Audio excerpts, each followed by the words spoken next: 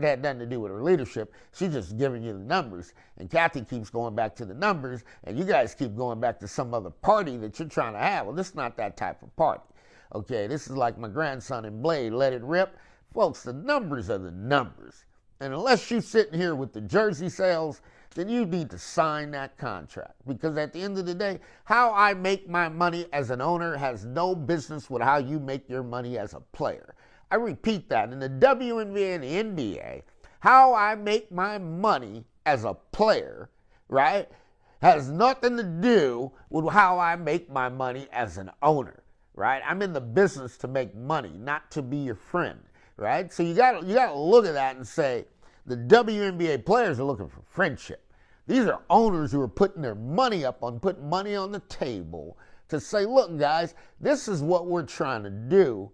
Either you're with us or you're against us, because replacing you is not hard to do.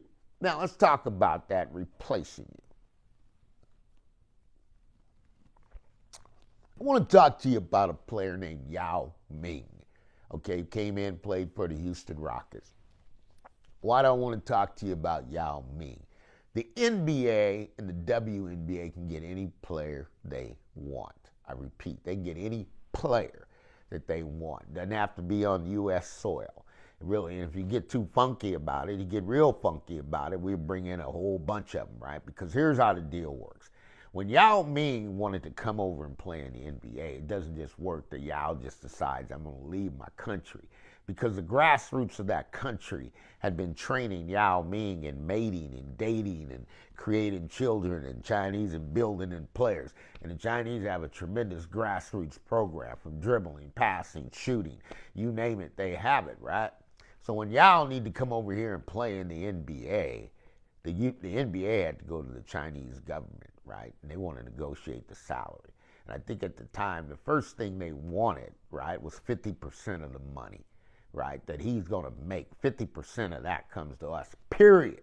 Okay, that's the end of the story, David Stern, right? And David's got to make this deal because Yao Ming's a big present. And he brought in fans. They brought in fans who brought jerseys.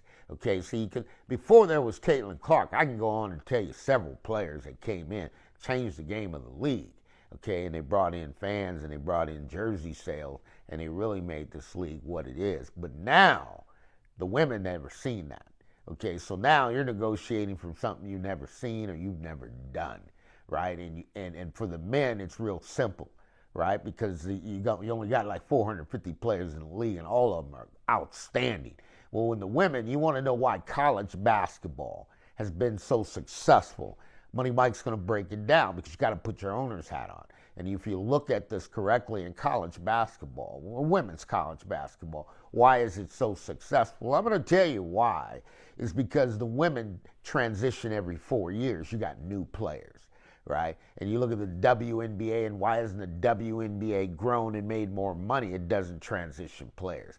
You can't have players that have been in there of 150 players, and you got 125 of them that have been here for 10 years, right? That doesn't work, right?